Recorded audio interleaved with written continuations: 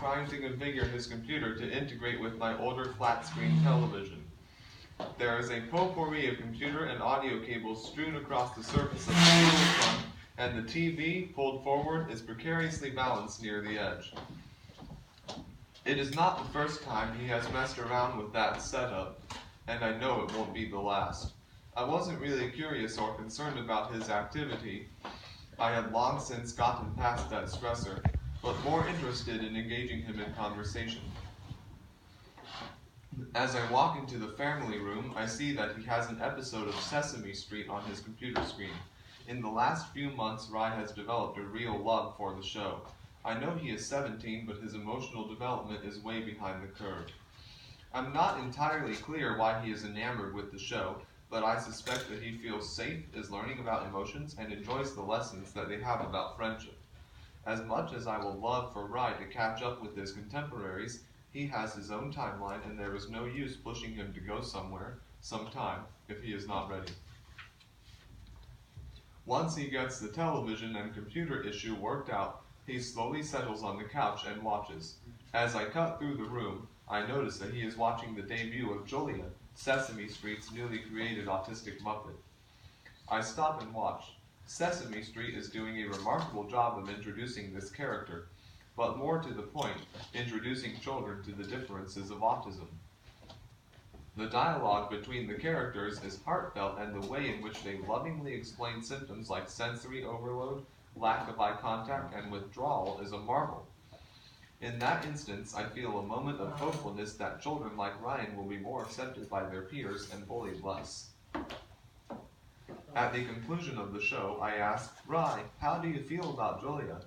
Rye responds, it feels amazing that shows like Sesame Street are finally addressing autism. If I could meet one person, it would be Miss Gordon, although at present we may live too far away from each other because Julia, the character which she plays, had a big impact on my life. And at 17 years of age, my son finally has a character that looks, acts, and sounds like him, and he is tickled pink. In a single broad stroke, my son felt like he was part of the conversation and had been validated, but it has not always been that way. When Ryan was a small child, I was at my wits' end trying to decide how best to integrate and include him with his peers.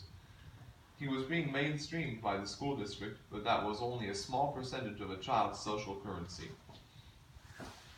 I mentioned in an earlier chapter that some parents had once asked what was wrong with Ryan when he was 3 years old. I left that experience knowing that my uphill climb to inclusion was double-edged and I would have to battle life's parents and children. The children in Rye's elementary school were nice to him, delightful in fact, and he was never really bullied there.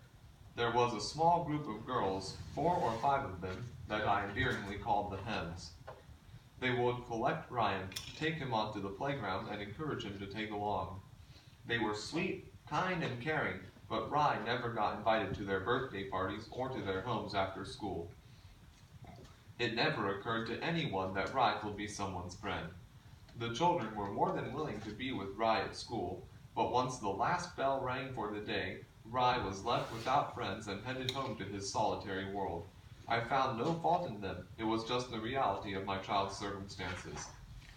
Added by Ryan Cunningham. Being solitary is a very common circumstance for people with autism. Nonetheless, Ryan feels very included, and almost always his growth as a person is valued and cherished, although there are some faults. Ryan believes that autistics should be treated equally compared to those who are neurotypical or have neurological disorders other than autism.